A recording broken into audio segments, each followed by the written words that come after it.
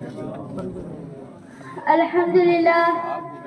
لله نحمده ونستعينه ونستغفره ونؤمن به ونتوكل عليه ونعوذ بالله من شرور أنفسنا ومن سيئات أعمالنا من يهديه الله فلا مضل له ومن يضلله فلا هادي له ونشهد أن لا إله إلا الله وأشهد أن محمدا عبده ورسوله بالهدى ودين الحق أرسله صلى الله تعالى عليه وعلى آله وصحبه أجمعين.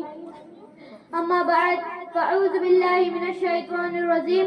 بسم الله الرحمن الرحيم.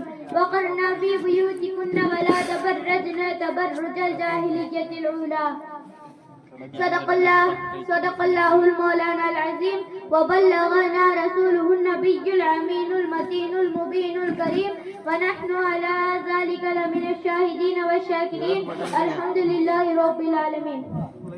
کعبہ و قرآن کو دیکھا ہے غلافوں میں لپٹے، کعبہ و قرآن کو دیکھا ہے غلافوں میں لپٹے، تب میں سمجھی کہ پردے کی فضیلت کیا ہے عورت کے رنگ بے شمار، ہے عورت کے رنگ بے شمار، تیرے آنسو کے ہے کتنے روپ، کبھی کلی کبھی پھول کبھی خار، کبھی کلی کبھی پھول کبھی خار، کبھی شبنم کبھی طوفان کبھی آبشار.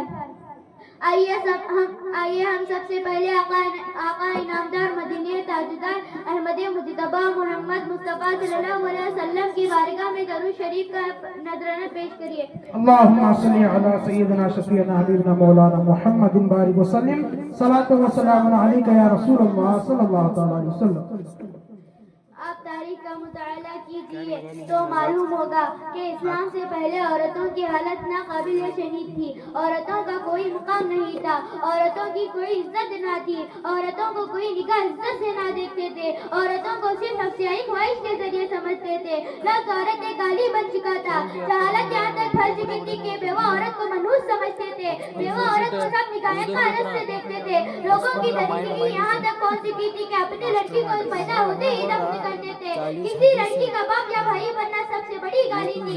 یہاں تک کہ ان کے کھانے پینے کے برتن الگ کر دیتے، عورتوں کو ناپاکی اور گندگی کا مجسمہ تصور کرتے، عورتوں سے جانوروں جیسا سلوک کیا جاتا، عورتوں کو اس کے بعد کی طریقہ سے حصہ دینے کے سوال ہی پیدا نہیں ہوتا. اس دور میں وہ عورت اپنی اجڑی ہوئی زندگی کو دوبارہ بسانے کا تصور نہیں کر سکتی تھی. عورتوں کو حق حاصل نہیں تھا، عورتوں کو زبان کھولنے کی اجازت نہ تھی، عورتوں کی فریاد سننے والا کوئی نہ تھا. عورت ایک حقیر مخلوق تھی، یہاں تک کہ عورت ظلم و ستم کا مجسمہ بن چکی تھی. معزز سامعین اکرام، اسلام نے عورتوں کو بلند مقام عطا کیا، عورتوں کو پھول شمار کیا، عورتوں کو گھر کی ملیکہ بنایا، اس کی حفاظت کے لیے قانون مقرر کیا. اللہ تبارک و تعالیٰ ارشاد فرماتا ہے وَقَرْنَا فِي بُيُوتِكُنَّ وَلَا تَبَرَّجْنَ تَبَرُّجَ الْجَاهِلِيَّةِ الْأُولَىٰ. عورتوں اپنے گھروں میں ٹھہری رہو اور بے پردہ نہ رہو جیسے اگلی جاہلیت کی بے پردگی. برادران اسلام، اگلی جاہلیت سکرات کو اسلام کا زمانہ ہے، جس زمانے میں عورتیں اتنا کر نکلتی تھی، اپنی زینت و محاسن کا اظہار کرتی تھی. ان کا مقصد یہ ہوتا تھا کہ غیر مرد اس کو دیکھے اور لباس اس طرح پہنتی تھی کہ جسم کا نجیب و فراز نمایاں ہو جاتا تھا.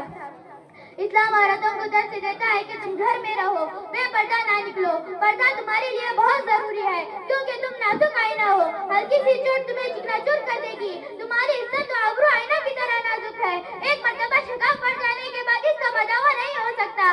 عورتوں تم پھول ہو، گھر تمہارے لیے چمن ہے، پھول چمن میں ذات دیتا ہے، اگر پھول چمن سے باہر ہو جائے تو مرجھانے لگتا ہے. اسلام نے عورتوں کی حفاظت کے لیے پردے کا حکم دیا، عورتوں کو پردے میں رہنے کی تاکید کی. قرآن و حدیث میں پردے کی بہت تاکید آتی ہے. عورتوں کو چاہیے کہ اپنے مقام کو سمجھے، پردے کا خاص طور پر اہتمام کرے، پردے میں رہ کر خاص طور پر اپنی عزت و آبرو کی حفاظت کرے. اسلام کا حکم مانے، جس حساب سے ان کا کھویا ہوا مقام مل گیا، اسی میں ان کے لیے دونوں جہاں کی بھلائی ہے. عورتوں کی عادت ہے کہ زیادہ باتیں کرتی ہے، ایک دوسرے سے غیبت کرتی ہے. سرکار مدینہ صلی اللہ علیہ وسلم ارشاد فرماتے ہیں کہ معراج کی رات میں نے دوزخ میں اکثر عورتوں کو دیکھا. جبرائیل سے پوچھا یہ کس سبب سے دوزخ میں گئی ہے؟ ہماری ماں اور بہنوں کو دوسرے کی غیبت کرنے سے بچنا چاہیے کیونکہ غیبت بری چیز ہے. غیبت برائی کا بھی رہا ہے. جو مسلمان کسی مسلمان کی غیبت میں افواہی کا گوشت کھاتا ہے، جو دنیا کی باتیں سادہ کرتے جھوٹ زیادہ بولتی ہے، لہذا ہماری ماں اور بہنوں کو زیادہ باتیں کرنے سے اور جھوٹ بولنے سے پرہیز کرنا چاہیے. اسلام نے عورتوں کو پردے کا حکم دیا لیکن زینت کرنے سے منع نہ فرمایا، بناؤ سنگار سے منع نہ فرمایا۔ حضرت عائشہ رضی اللہ تعالیٰ عنہا فرماتی ہے کہ عورتوں کو مہندی لگانے میں حرج نہیں، لیکن میں نہیں لگاتی اس لیے کہ رسول اللہ صلی اللہ علیہ وسلم کو اس کی خوشبو پسند نہیں ہے۔ سرکار دو عالم صلی اللہ علیہ وسلم ارشاد فرماتے ہیں عورتوں کو چاہیے کہ اپنے ہاتھ کی ہتھیلیاں مہندی کے رنگ سے بدل لے۔ اس سے معلوم ہوا کہ اسلام نے عورتوں کو زینت کرنے سے منع نہ فرمایا۔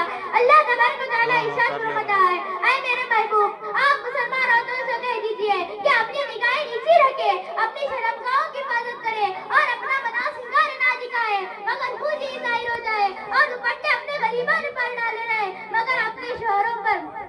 برادران ملت آیت مذکورہ سے معلوم ہو گیا کہ عورتیں بنا سنگار کرے، اپنے شوہروں کے لیے زینت کرے، اپنے شوہروں کے لیے سنگار کرے، اپنے شوہر کا دل